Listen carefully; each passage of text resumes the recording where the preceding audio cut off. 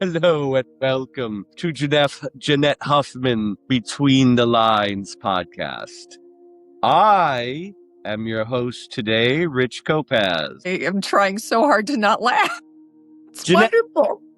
And we will be talking over her scary book, RACHЫL. So we have a lot of fun stuff to talk about. I will just tell you, I made this for my son last Halloween. So he wanted cool. a scarecrow mask. What is that, burlap? It is. As a Halloween fan, I have a lot of burlap laying around. And dead bodies.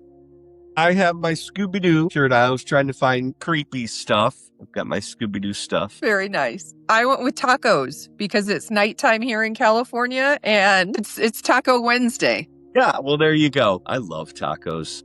I so do love much. tacos. Hard shell or soft shell? Well, that's the thing. There's so many different kinds. If you go to a good taco place where you can order like 4 different kinds, that's the best. Now I'm hungry again. Ooh, spooky. Okay, so you are about to release your book, RACHЫL. I have something I found that I want to run by you.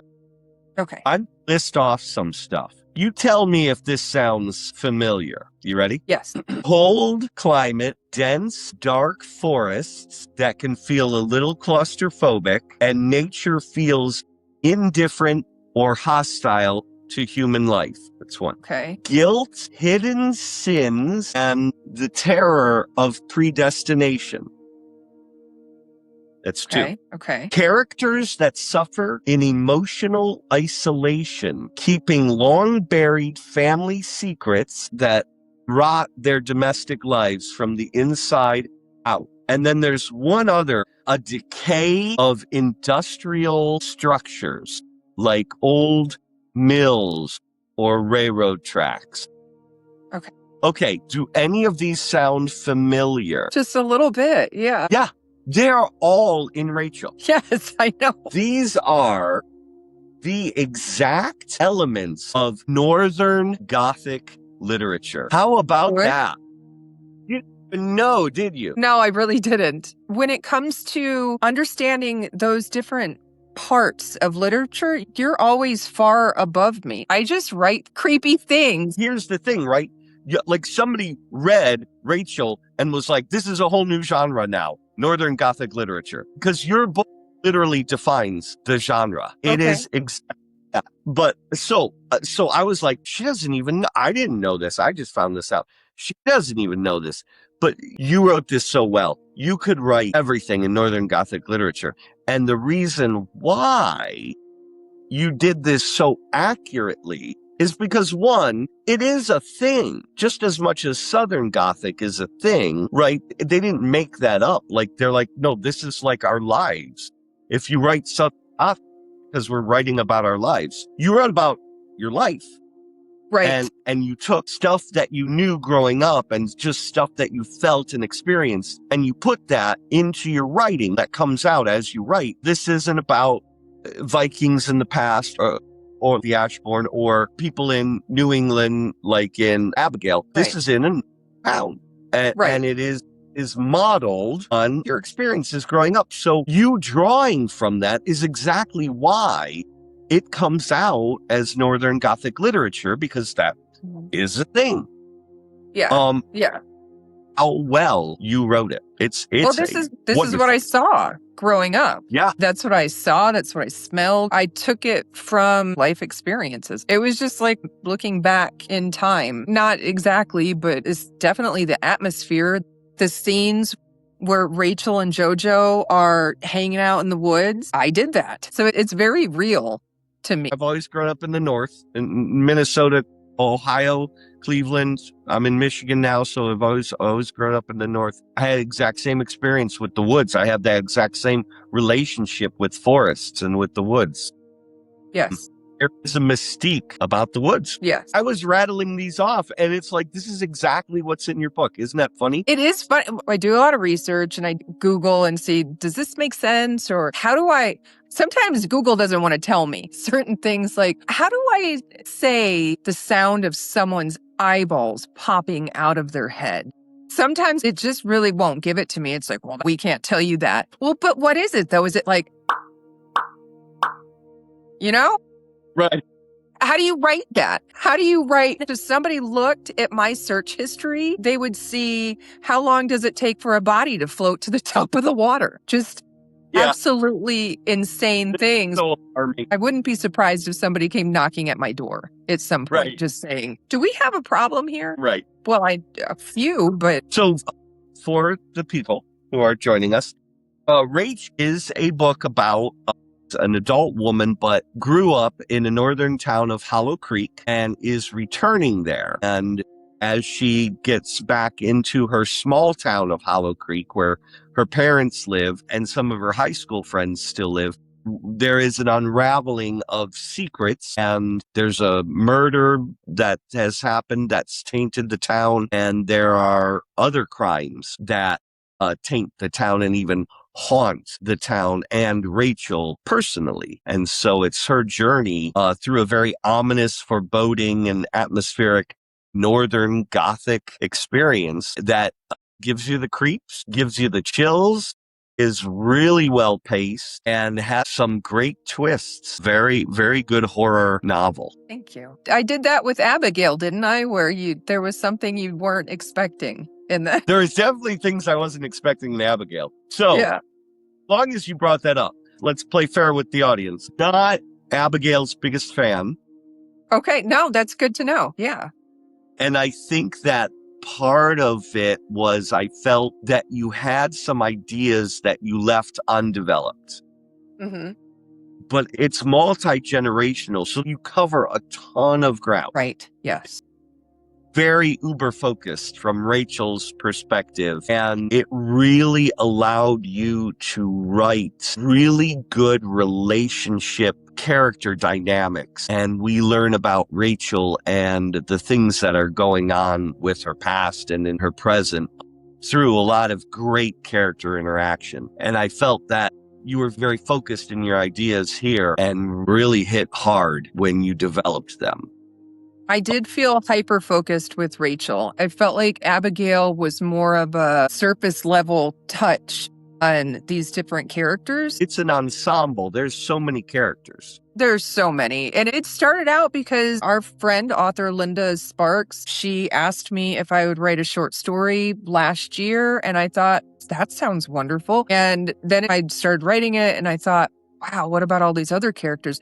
So it was kind of all over the place because it was different people, different personalities, nobody that this was all just made up in my head. And in RACHYL, it was made up in my head, but at the same time, it was taken from things that I knew deeply. So I go to Ventura all the time.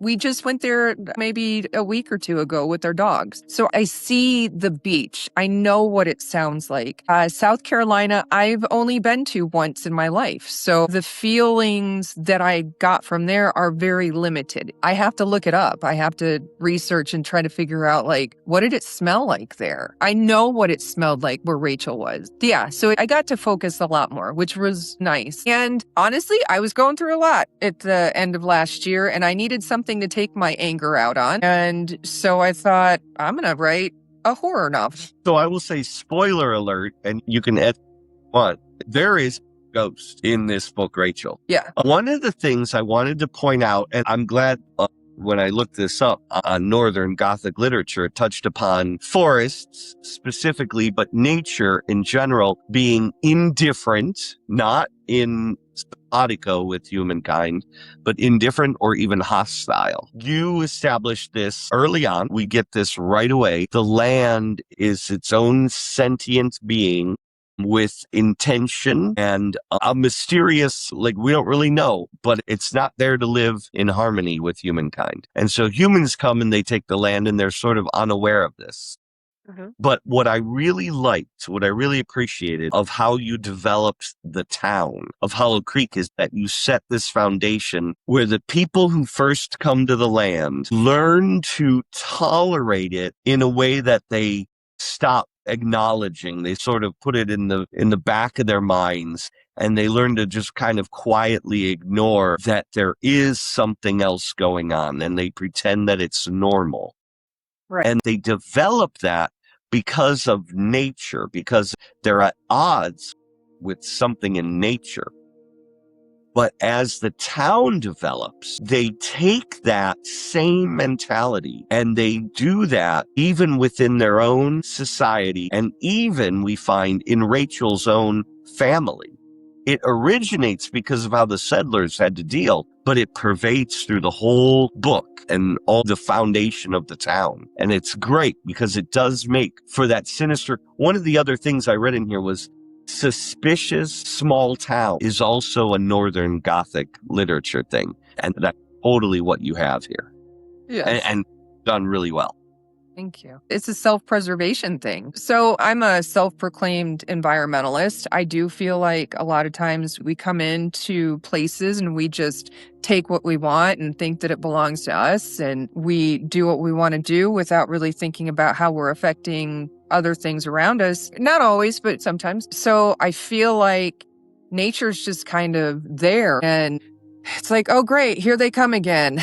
What are they doing now? And so then the people know that in this case, there's something there, but it's not really messing with them as long as they leave it alone. And in my life, there have been times where it seems like that's how people want to react to things. Just leave it alone. Just don't say anything, leave it alone, and everything will be okay and it'll go away and we can move on with our lives and don't stir the pot. Don't cause a ruckus. So that's what the people of Hollow Creek do. They still whisper about it. They still talk about it and make up these stories of what they think is happening, but nobody tries to identify anything or face anything. And I feel like RACHÍL, she does that. RACHÍL meets it head on. Even if she's scared, she just kind of like, well, what else am I going to do? I can run or I can just figure this out. And I keep bringing Laura Holloway up ever since I met her through our interviews. But it's interesting that in her novel, Dancing with Demons, a love story, she does that with her demons. She meets them head on. So that's where those characters come from.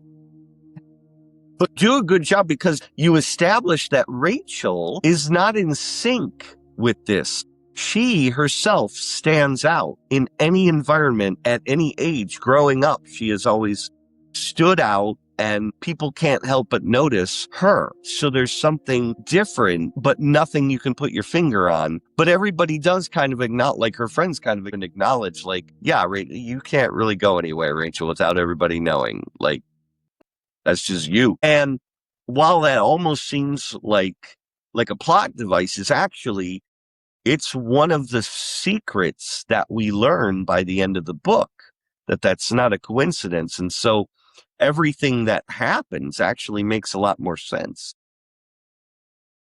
This is going to be just in time for this spooky season. It is, yes. And it just worked out. I want it to be perfect. I feel like I rush through things sometimes because I just get so excited. You know what I'm talking about because you reviewed Abigail, RACHÍL, the Ashbourne. So you can see where I rush. And if I would just slow down for a minute, it could be so much better. And that's why RACHÍL, I'm giving it some time. And in fact, the cover artist is still working. And some things came up with that, with AI and people having disagreements. But I don't want to rush him either. I don't want to tell him, well, I want you to draw this. I want him to draw what's in his mind. I have both of these. That was the original that I used AI to help me create because I wanted that image of a girl, like her. I wanted that concept. And it's totally ominous and dark and foreboding looking. Right.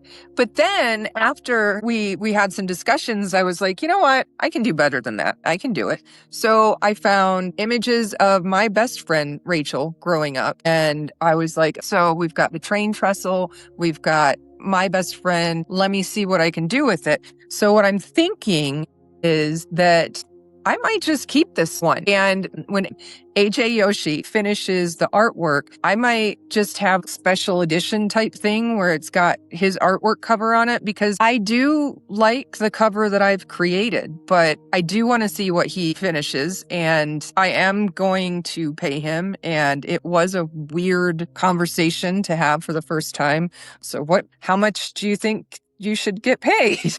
I don't know. This is all new. So We'll see what happens, but that's why October. And Halloween is my favorite holiday. I love it. It's Halloween, Samhain, whatever you want to call it that resonates with you, but I love it. I love the fact that you can get dressed up and be whoever you want to be. So yeah, RACHЫL would be out in the world on Halloween. I love your idea of having a scavenger hunt. We should have something that can tie in and would be fun to send people to sites, scenic places around, and have them take photos and post them and then have a little contest. Right. Well, because not a lot of people know about Bangor, Michigan, and this is in a weird way a tribute to where I grew up. And there are beautiful things there. I took a lot of my inspiration from there, obviously. So I think it would be a lot of fun, really cool, if I'm being honest, to be able to include my town and the people that live there and that have lived there for a long time in something like that, where they can go and they can be a part of it and they can do whatever it is we put together. And in the end, there would be a winner, and that winner, maybe there would be a couple winners. I don't know yet. Whatever makes sense. But I love that you come up with those things all the time. These games and interactive opportunities where people get involved in it. I don't want it to just be a me thing. I want this to be a way to connect. It's like you say all the time, better connected and better together. We need to get t-shirts. There are so many amazing people, so much fun, so much talent. We're literally going to interview a barbecue king. Yeah, that's awesome. That's my thoughts on that. Let me ask you this.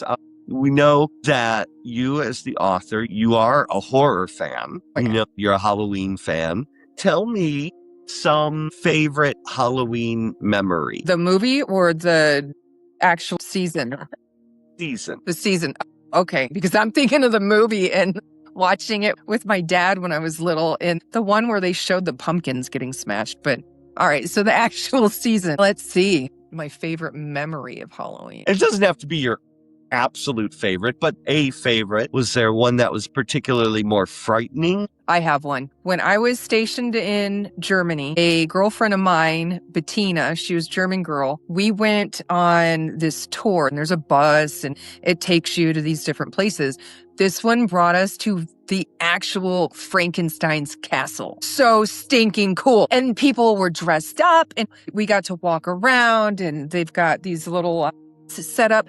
In my brain, it reminds me of a scene in the movie Hostel. But luckily, nobody was doing that. So we wandered around and we got to be little kids, just enjoying Halloween. And there were probably people that would jump out and scare you. There were. Oh, it was awesome. I will share one that was very cool, and it reminds me of that. After my wife and I got together, we're big Halloween fans, and we're both from Ohio, and in the middle of Ohio is an old penitentiary, and this is where they filmed Shawshank Redemption, and it's closed, but for a few years when it closed, they would run Halloween tours. And so we took a Halloween tour through it, and that's cool. Very scary. Like, they don't need to have jump scares. When you walk through the middle of that and the cells are on both sides and it's all dark and silent and you can only see a little bit in front and around you and you just hear the echoing of your footsteps, I mean, it is a terrifying experience. That's one of the best things, though, is when you don't have to overdo it. You just use what's already there. I think it's in Mansfield is where that is. We love doing that stuff. Just like the haunted ghost tour sites. And there's one in San Diego that we've taken the kids to, and you just walk around this old house and they've got this hair shirt hanging up on the wall. It's so creepy. And all these creepy little old dolls are in this room behind glass. It's so neat. The house is from like the 1800s. Have you ever thought about going to where The Shining was filmed? In Colorado? No, I haven't gone there. We should go there together. We should text Stephen King and interview him and have him go with us. He seems pretty chill. I feel like he would actually do something like that. So this is funny. When my wife and I were first, like, she had family in Virginia and we were living in Ohio, and there was like a 9-hour car trip to go back and forth to see family. And we took this trip one time, and it was in the winter, and there was a blizzard, and we were like, we're not going to make it. We got to stop at a hotel. And we found a hotel that was on a hill and isolated away from everything else. And we drove up the hill, and then there's that front part where you park and you unload where the front doors are. So we pull up there, and the whole place is dark, and there's the blizzard, so nobody's outside. So it's like twilight, and the door's like open, but it's just dark inside. And we're like, we're going to keep driving. And it totally reminded us of The Shining. We were like, this looks like the hotel from The Shining. Yes. I'm not. That's awesome. I'd stop there if you were there. Nothing can get us if Rich is there. Okay, so growing up, you have what kind of influences, books or movies, that led you to have this penchant, this lean towards the horror genre? Or even when we talk about books like The Ashbourne, there is a creepy vibe throughout a lot of these things that you write that you can't escape from because it's so much part of you.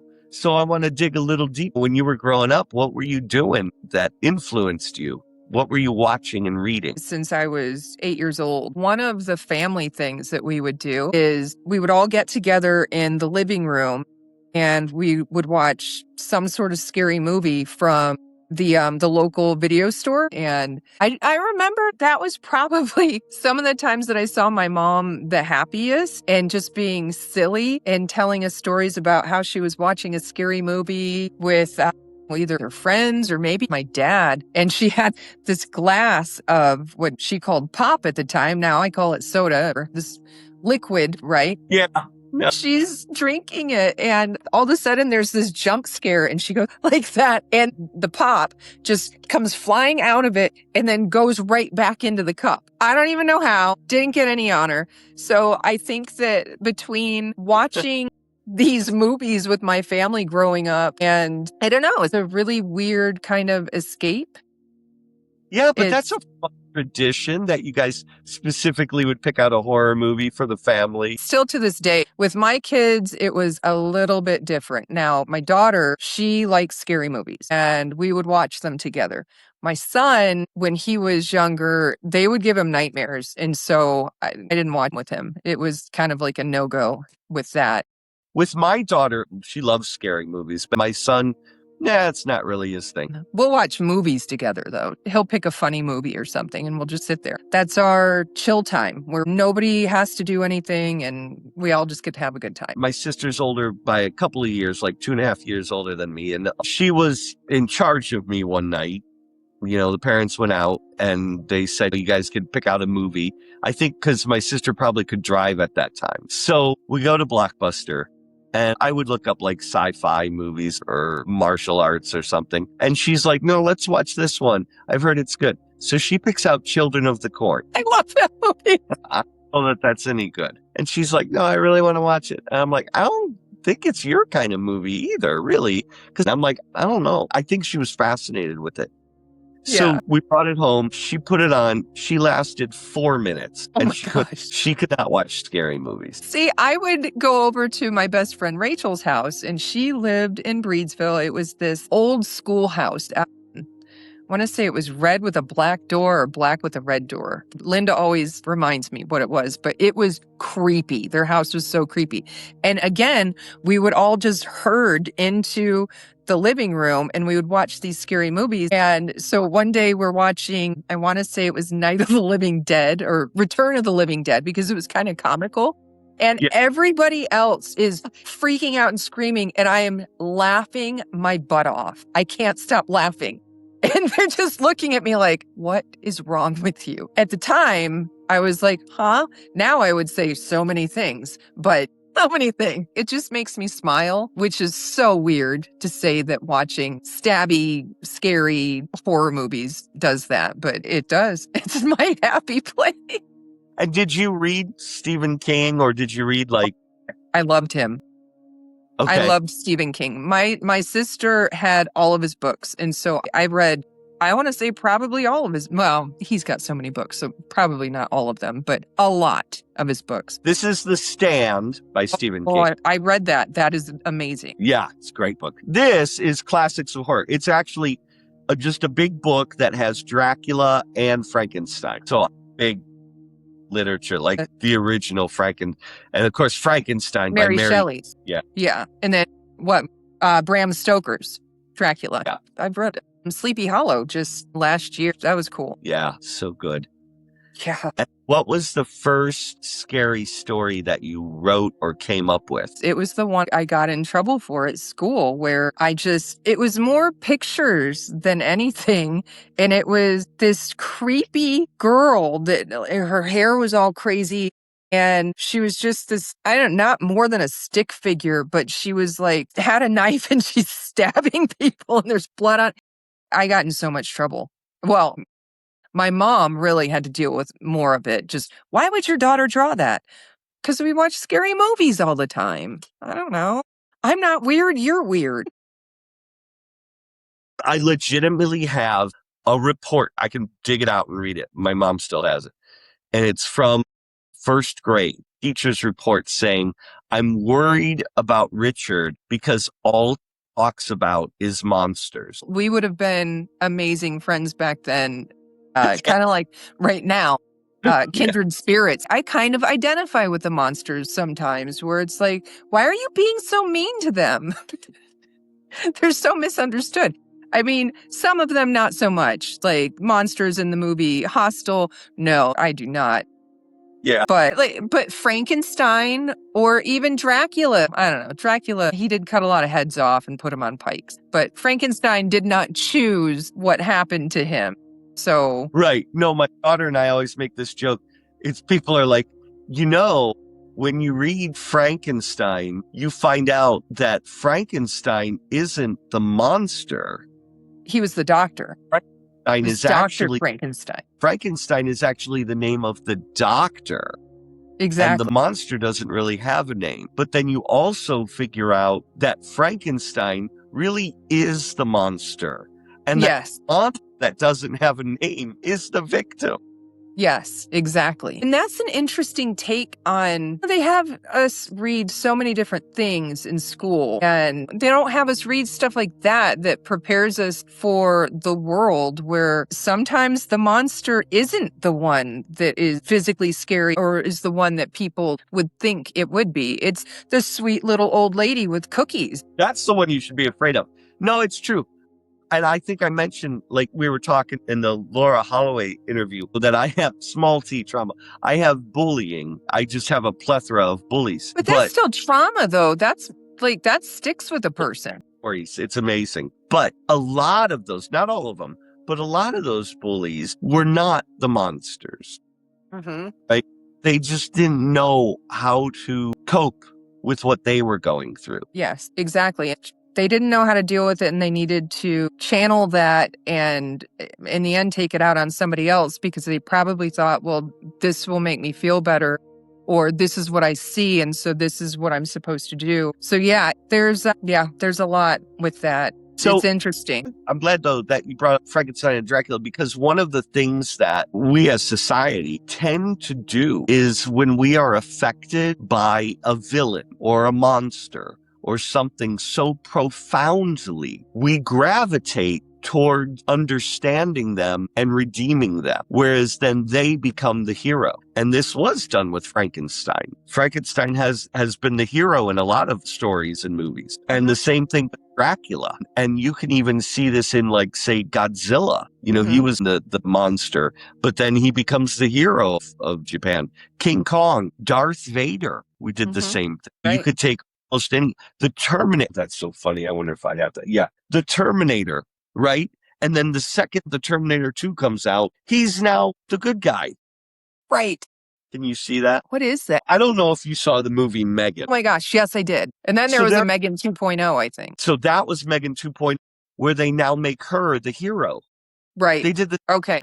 Well, yeah, because isn't it all a different perspective? So maybe one person's perspective is, well, this is how I saw the story and you're the bad person.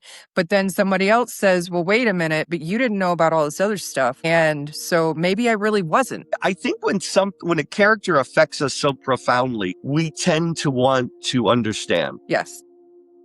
And then Definitely. in understanding comes redemption. That's how it was with Loki in the Ashbourne for me, where it There, was, yeah, I was writing him thinking that I would hate him. And then in the end, I'm in tears almost, just feeling for him, wanting him to be okay.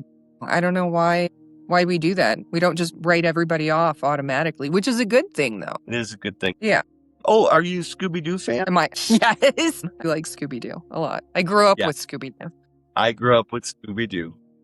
Did you have a Scooby-Doo question? Like, what? I'm just going to say, drat those kids. Ruined it again. I didn't have much follow-up to that. And I love Scooby-Doo, and I have, well, you know, when I married Wendy, I married her, and then her daughter, Brian, was who we know as, you know, as a voice. Actually, she plays Rachel, which we will hear that. But, so she was like 5 when I met them. And when Wendy and I were dating, and she was like, yeah, we're getting kind of serious. So like, hey, I'm going to have you meet Brian. So I'm going to bring Brian over to your place. She came over and she was like, I'm really touched that you decorated your place with so much Scooby-Doo stuff for Brian because she loves Scooby-Doo. And of course, the punchline being, I didn't change anything. This is why you're so much fun. You are such a child at heart, and you're good with it. You're totally good with it. I'm the same way. I'm just like, why does it matter if I like SpongeBob? He's That's right. hilarious. SpongeBob's off. Yes. But other people are like, you need to grow up. Like, by the way, you remember the episode of the hash slinging slasher? Oh my gosh, yes. I do remember. Yeah. Now I'm going to have to go back and binge watch SpongeBob. I know. That episode is fantastic ghost story episode. It's so good. Well, did we solve all the world's problems? Listen, if all the world watched more Scooby-Doo and SpongeBob, I think we'd be in a better place. Oh, wouldn't it be great? So moving forward, we have for RACHЫL this Halloween. RACHЫL is a great, spooky, scary book. It's an easy read. It's a fun read. It gives you the creeps. It's well paced and it's got great climax and twists and really good character interactions. I'm really impressed with your dialogue between characters. That's a real strength that you have. Plus, there was some phrase, why don't we eat more dirt? It was something about like, it's like maybe kids need to eat more dirt or something like that. Yeah. Have all these things. I guess we shouldn't have stopped eating more dirt or something. Such a great line. My mom would say things like that. That's my life. Those are bits and pieces of my life that are sprouting out of there. But that doesn't parallel your relationship with your mother, Rachel's relationship with her mother, does it? So, spoiler alert. And my best friend, Rachel, she already knows and she's okay with it. So Rachel is really me and my personality. And Jenny is Rachel and her personality. So flip-flops, I twisted it so much that it's hard to keep them straight. But my mother was not the Susie homemaker that put together cucumber sandwiches and all that. She does make a mean potato salad, and she is great at canning things and preserving. So there were similarities, but it wasn't intentional, where it was like, I'm going to mirror this one after my mom, and I'm going to mirror that one after your mom. So you wrote the characters and had the story, like, as it pertains to the story you wanted to tell, as opposed to... I did. Because my dad was a cop growing up. Curious. So. Yeah, and Rachel's dad, in the story, her dad is a cop. Exactly. There are similarities, but definitely just me pulling from experiences, from lots of stuff, and it worked. I read through it. And I have ADHD. And so I just have mouth vomit as I am writing. And then when I actually read it, I'm like, what was I doing? Why do I say something so many times? I wanted to rip my own eyes out after the 80,000th time that I saw that I'd written something. It was like something was there. Okay, come on, man. You can do better than that. I felt really bad after that. And I was like, they should not have had to review this one. They should have gotten the one that I just sent you to review because that was complete. But that's the cool thing too, that people don't tell you. I know somebody that is currently writing a novel and they sent it over to me to beta read. And there are things that before I met you, I don't know if I would have said. They're just honest and just like, well, I don't really understand this. And I'm not being harsh and I'm not being mean. She has the potential for a wonderful book. The ideas in there are really cool. My dog's just busted in here like the Kool-Aid man. But there are things you have to edit. I would say any advice that I would give anybody writing a book, and you probably agree with me, is before you send it out to anyone, print it out and read it. And then if you're good with it, but to just mouth vomit into the ether and then think that it's going to be perfect. Maybe that works for some people, but it did not work for me. No, yeah. Do you do that? You write beautifully. You're funny. There's always humor in there. The short story that you wrote for Linda's, this one right here. Yeah, that was hilarious and also creepy and good. But then with your Daughter of God, that's not creepy. That's just beautiful and historic. How many times do you review your work and how do you review it? I mean, I definitely go over it. I think, and I don't know if everybody does this, but like I'll write it. And then when I go back to it, I kind of start and read so that I can build momentum, so that when I get to the part where I need to write more, I kind of know, like, okay, I'm going downhill now. Now I know exactly what comes next because there's a flow. But when I do that, it does force me to read it from the beginning. So I'll notice things. Like I used the word obnoxious like 3 times in 2 sentences. Like, why would I do that? Like, you can't do that. Right? You'll catch stuff. Stuff like that. Generally, I do pretty good first go round. It's not bad. There's some grammatical, technical things, and there's things like I'll end up starting too many sentences with the word "and," just because that's a style of mine. But I'll be like, I can't. This is too many. This has lost all meaning at this point. Right? Yeah, I felt so bad after I read it, and I was like, oh no, I sent that to Rich, and please no. I was like, oh, that poor man. He's going to hate me forever. I felt so bad. I do the same thing at work. I have to tell myself, you got to slow down. I have to force myself to do that, though. It's not a natural thing for me. I'm always like, go, go, go. I was just curious because you're very good. And I'm super excited to see you get Daughter of God back out there. Right, because it'll be the whole thing now. I'm always impressed because there are tools that you have in your kit that are of a more poetic, like you have a turn of phrase, you have a more poetic and a way of expressing things and describing things that I don't have. I kind of have to stick to a nuts and bolts description and lean on, because I'm good at dialogue and I have good dramatic irony. So I lean heavily on that because I know when I read your stuff, there's things in it that I'll read and I'll be like, I could never pull that off. Like, this is just in her head. She just writes this. I wouldn't even know how to do this. So there are some really, really good things that I saw in RACHЫL and recommend that 100%. Thank you. Yeah, it reminds me of when I guess you'd call me very empathetic. And I had a friend over and we had an argument and we were probably 11. I don't know. We were young. And I think she had a crush on my stepbrother. But I felt bad after the dumb little argument that we had. And I wrote her a note. And You did wrote her an apology letter. I wrote her an apology letter and it was flowery. And can we do more sharing and caring? And just, oh God, she made fun of me. Like, it was mortifying. But it works now. So, hey, whatever. Make fun of me all you want. Did it touch her heart at all? No. She thought I was the biggest dork in the world. We're not friends today. I think she hates me. It's her law. It's fine. Oh, that's okay. I hope that she's doing wonderfully in her life. I'm glad that did not dissuade you from writing. No, I tend to dig my heels in when I'm made to feel certain ways. It just pushes me harder. Yeah, I think it's good. I covered a lot of fun ground. I think so too. Oh, this was awesome.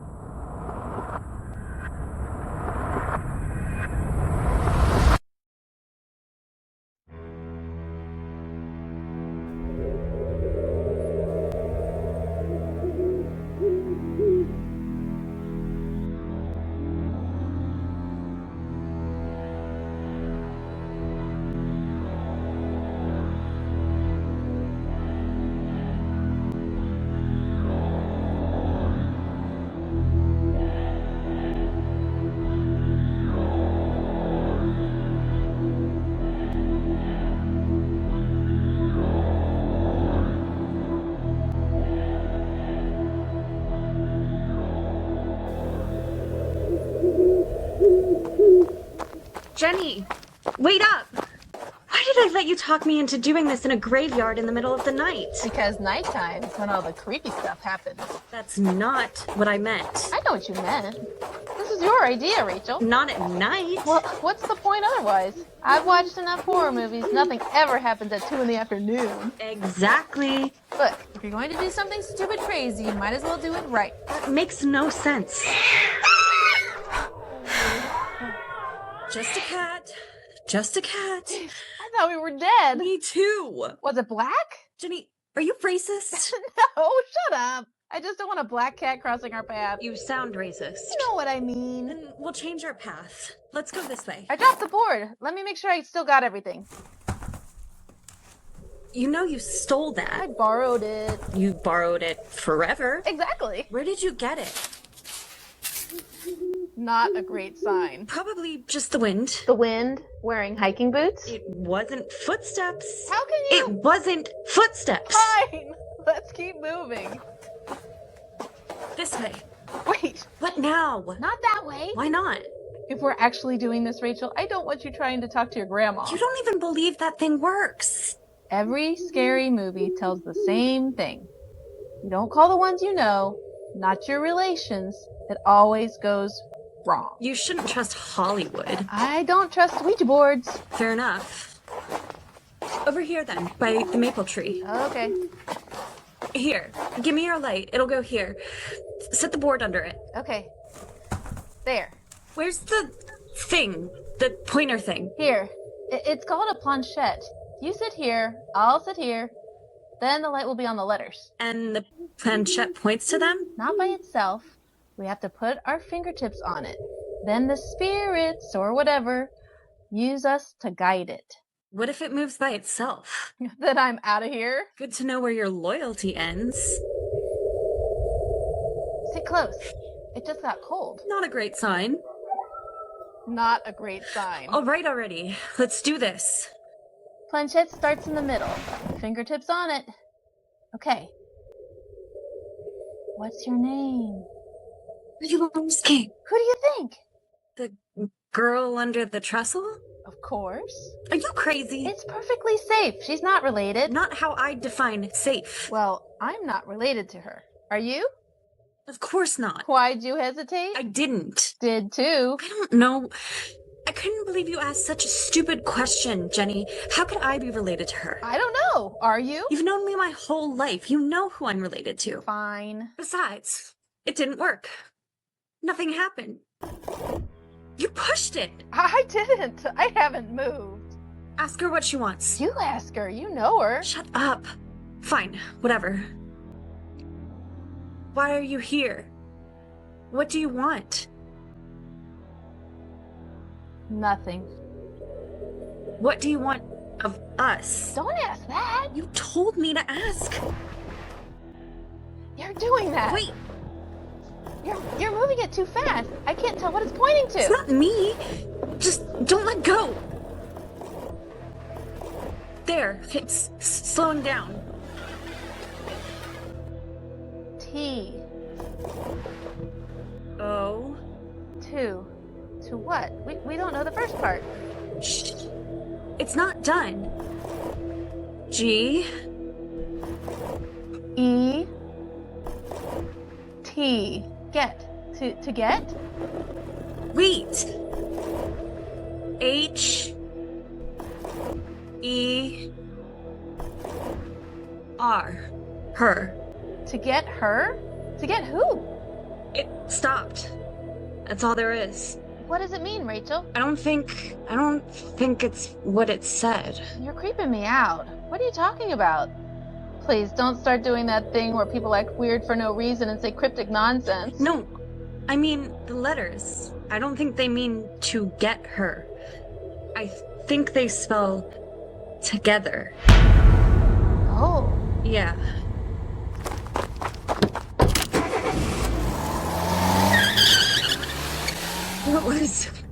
That was. I'm not talking about it. I can't believe we did I can't that. believe we're still alive. Turn on the radio. Okay. You should get rid of it. What? You should get rid of it. the board. I will. No, I mean now. You need to get rid of it now. Oh God, you're doing that thing. I mean it.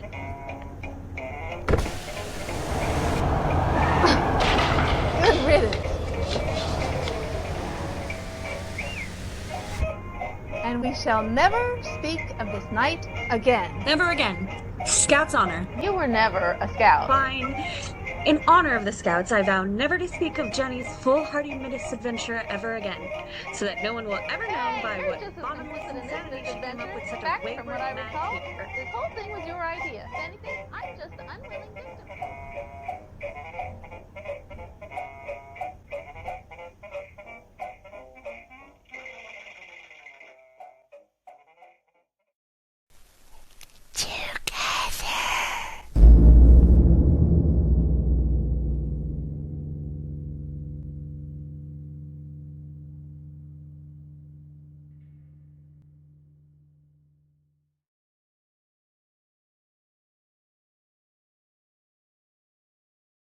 Good.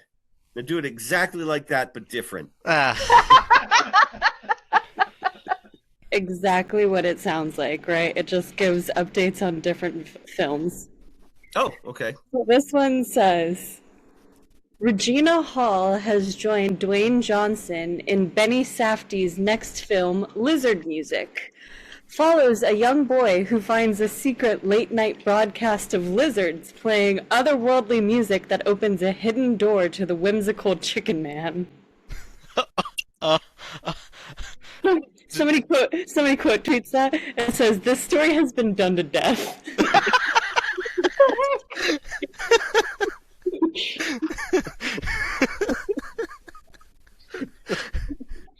That's so good. Enough with that story. Come on. Come up with something original. I'm so sick of finding lizards playing otherworldly music to lead me to the whimsical Chicken Man. Do something new. Oh, wow. You know what? I've been complaining about lack of creativity in Hollywood for several years, so There you go. I didn't say that about this one. No. So I wanted to share with you that Mom's been cracking up because I bought her raspberries. Hilarious. Naturally funny. And I'm like, why are raspberries funny? And she's like, because I can't stop thinking of Brian going, I'm dying, I'm a raspberry. What? That's what she said you'd say. She's like, she's not even going to remember that she did I this. don't know what that means. You were making a comment on how you buy raspberries, but they go bad in like an hour. Oh, yeah. Yeah. And so you were personalizing, you were anthropomorphizing the raspberries. Yeah, they go, like the second you walk out of the grocery store, they're like, I'm doing it, I'm dying, I'm in your bag right now dying as you are walking to your car filled with joy thinking about eating me. I'm going to be dead by the time you get home. That's what they are. That's what they do. No, I'm funny, so I can imagine her cracking up to me. Well, her impression of you doing an impression of a raspberry is hysterical. Oh, dear. So there you go.